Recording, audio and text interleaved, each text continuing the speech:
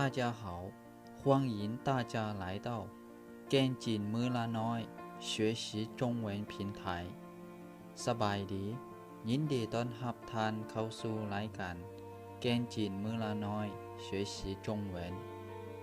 มื้อนี้เรามาฝึกอ่านคำศัพท์กระทรวงต่างๆของเราเป็นภาษาจีนนำกันซึ่งอันแนวใดนั้นเราไปเรียนพร้อมๆกันเลย1司法部司法部กระทรวงยุติธรรม2国防部国防部กระทรวงป้องกันประเทศ3公安部公安部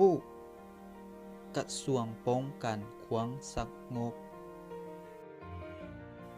4外交部外交部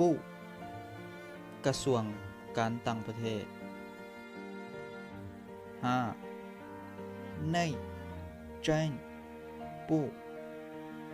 内政部กระทรวงภายใน6教育与体育部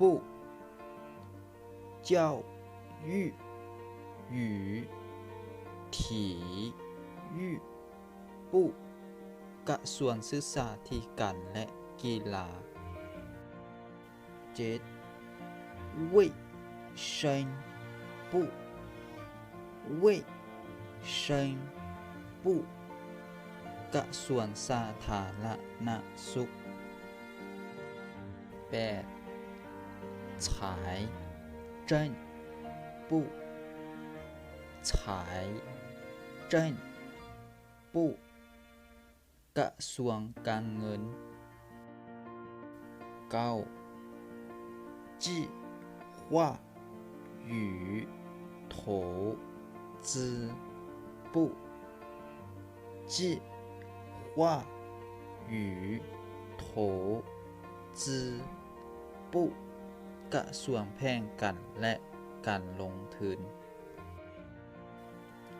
10劳动与社会福利部劳动与社会福利部กระทรวงแรงงานและสวัสดิการสังคม11公共工程和运输部公共工程和运输部กระทรวงโยธาธิการและขนส่ง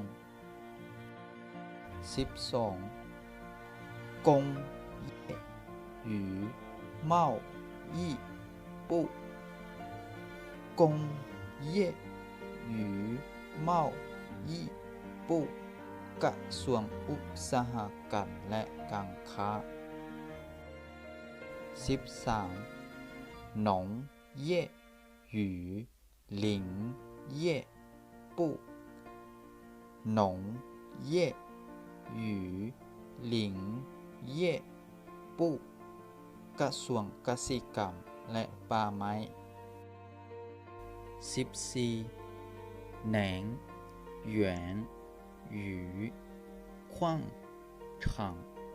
部能源与矿场部กระทรวงพลังงานและบ่อแห่15自然资源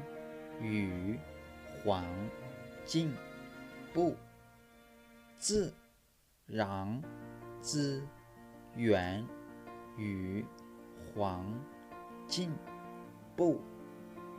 กระทรวงทรัพยากรธรรมชาติและสิ่งแวดล้อม16信息文化与旅游部信息文化与旅游部กระทรวงแหล่งข่าววัฒนธรรมและท่องเที่ยว17科技部科技部กระทรวงวิทยาศาสตร์และเทคโนโลยี18邮政与通讯部邮政与通讯部กระทรวงไปรษณีย์โทรคมนาคมและการสื่อสาร